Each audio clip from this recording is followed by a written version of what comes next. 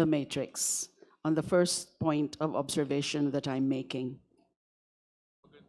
Yung tungkol po doon sa wala na pong naipakita o wala na pong na-declare or report na cash in bank or cash on hand from 2019 to 2024. Pero nung mga una ay meron mga rini-report na mga cash on hand or cash in bank. So mali ho atang matrix yung nakalagay dyan. Yung dapat po makita natin, yung matrix na pinapakita na wala na nga ng mga rini-report na cash on hand from 2019. Yes, it's there ho pala. So from 2019 to 2024, wala na pong cash on hand or cash in bank.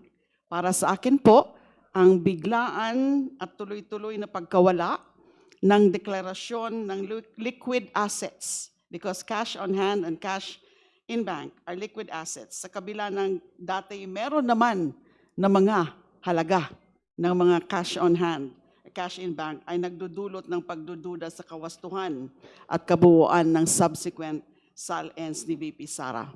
Second point of observation, Madam Chair, tungkol naman po sa liabilities.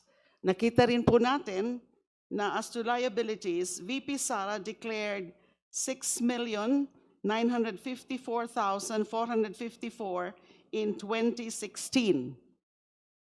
Nandyan ho ba yan?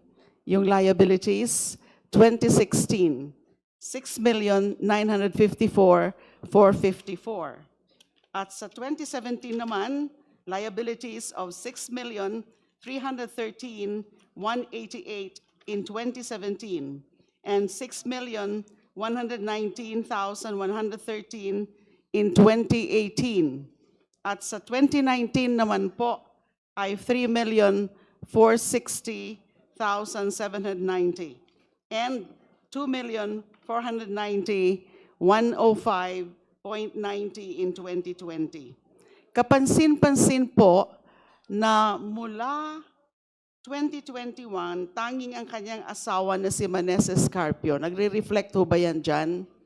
Na tanging yung kanyang asawa na si Maneses Carpio ang may dineklarang mga liabilities at wala nang iniulat na utang o liability ni VP. Mako-confirm ho ba yan?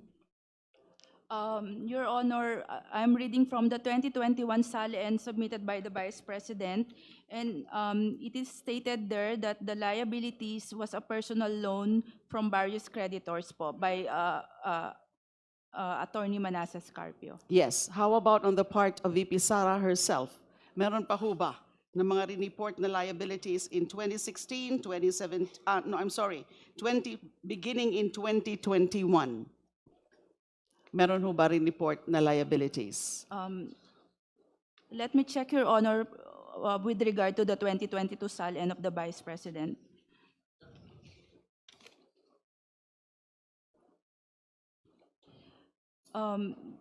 Based on the submitted 2022 SALN of the Vice President, the liabilities stated or declared therein was a personal loan of Manasseh Carpio. That's all, Your Honor, for the 2022. Maneses Carpio. How about 2022? So no VP, no Sara Duterte. For the 2023 SALN, Your Honor, based on the submitted SALN by the Vice President, the liabilities declared therein was a personal loan of Manasseh Carpio, Your Honor. Again, of Maneses Carpio and not Sara Duterte. 2024, please.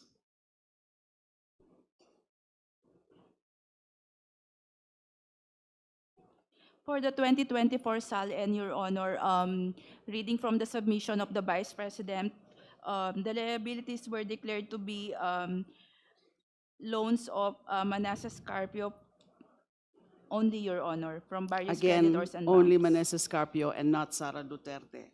Observation with respect to this, for the record, Madam Chair, ang ganitong biglang pagbabago sa paraan ng pag-uulat ng liabilities ay lubhang kahina-hinala at nararapat siya sa atin, as it may indicate reclassification. Louder, Honorable De Lima, please.